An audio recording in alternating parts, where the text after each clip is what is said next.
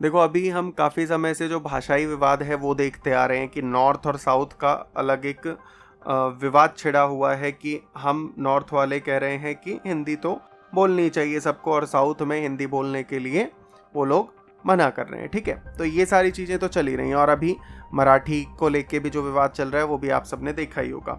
पर इसी सब के बीच में अब सभ्यताओं को लेके भी जंग छिड़ी है, क्योंकि जो सिंधु घाटी सभ्यता अभी तक भारत की सबसे पुरानी सभ्यताओं में से मानी जाती, उसको चुनौती दे रही है अब साउथ में खोजी गई एक सभ्यता। दक्षिण भारत की धरती में छिपी बैठी थी अब तक, जिसने इतिहासकारों और पुरातत्वविदों की अब नींद उड़ा दी। ये है किल्लाड़ी।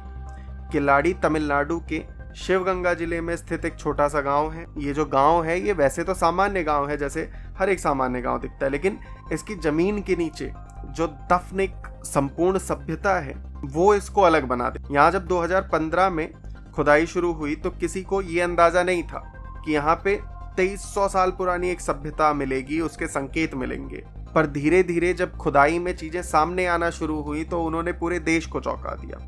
वहां से मिट्टी के बर्तन मिले जो कि अच्छे से पके हुए थे, मोहरे मिली जिसका उपयोग वो लोग करते रहे होंगे, लोहे के औजार मिले। तो इससे हम समझ सकते हैं कि वो लोग इतने उन्नत थे कि उन्हें ना सिर्फ लोहे को कैसे निकालना है, फिर उसका परिष्करण करना और उससे औजार बनाना, हथियार बनाना, ये सब आता था। इसी के साथ ही हाथी के दांत से बनी हुई बहुत सारी वस्तुएं मिली हैं। यहाँ तक कि जो टेराकोटा की मूर्तियां हैं वो भी वहाँ से पाई गई हैं। पर ये सब तो चलो फिर भी सामान्य सी चीज़ें हैं। सबसे चौंकाने वाली बात जो थी वो ये थी कि वहाँ से लिखाई भी मिली है। अब ये लिखाई जो है वो ब्राह्मी लिपि में है, और इसका मतलब ये है कि यहाँ के जो लोग थे उन्हें ना केवल पढ़ना लिखना आता था, बल्कि एक उन्नत नगरीय जीवन वो लोग जी रहे है। क्या कि अक्सर हम लोग सिंधु घाटी सभ्यता को ही भारत की एकमात्र प्राचीन सभ्यता मानते आए हैं, और अभी तक हम लोगों ने यही पढ़ा भी है क्योंकि अभी तक यही ज्ञात।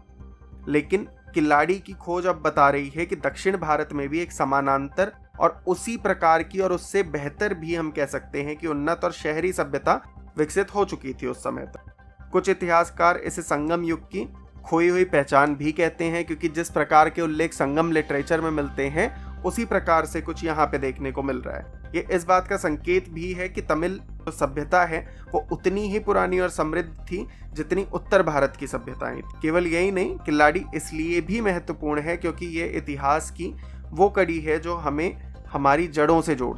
ये दर्शाता है कि भारत में केवल एक नहीं बल्कि कई प्राचीन सभ्यताएं थी जिनका विकास स्वतंत्र रूप से हुआ। ये खोज तमिल संस्कृति, संगम साहित्य और द्रविड़ परंपरा जो हैं उनको एक नया प्रमाण देती और इतिहास को एक नया दृष्टिकोण देती है कि इतिहास इस नजरिए से भी लिखा जाए। अब इसमें तमिलनाडु सरकार और एएसआई तो किल्लाड़ी की खुदाई को प्राथमिकता दे ही रही। अब तक 7 चरणों की खुदाई हो चुकी है और एक किल्लाड़ी म्यूजियम भी बन रहा है जिसमें लोग यहाँ की सभ्यता को करीब से जान सकें। लेकिन अभी बहुत कुछ जमीन के नीचे छिपा हुआ है।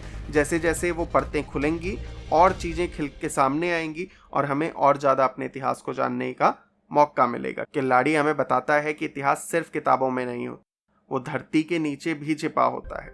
हमें बस उसे खोजने की जरूरत है। और जब भी हम इस प्रकार से धरती के नीचे जाएंगे, चीजों को खोजेंगे, तो हम एक नए इतिहास को गढ़ेंगे। यह केवल एक गांव की कहानी नहीं है बल्कि ये भारत की गुमनाम सभ्यता की आवाज। तो अगली बार जब कोई कहे कि भारत की प्राचीनता सिर्फ सिंधु या गंगा तक सीमित, तो उन्हें किल्लाड़ी का नाम जरूर बताना और उनको बताना कि अभी भी भारत में अपार संभावनाएं हैं जो यदि उजागर होती हैं तो हम क्या पता कितनी पुरानी सभ्यताएं निकाल खोज, है ना। तो अगर आपको वीडियो जानकारीपूर्ण और रोचक लगा हो तो इसी तरीके के और वीडियोस के लिए आप जानते ही हैं, आपको चैनल को सब्सक्राइब कर लेना है। लाइक कर दीजिएगा वीडियो को अगर पसंद आया हो। आप क्या सोचते हैं इस बारे में वो कमेंट में अपनी राय जरूर दें। मिलते हैं आपसे नेक्स्ट वीडियो में, तब तक के लिए अपना और अपनों का बहुत सारा ध्यान रखें।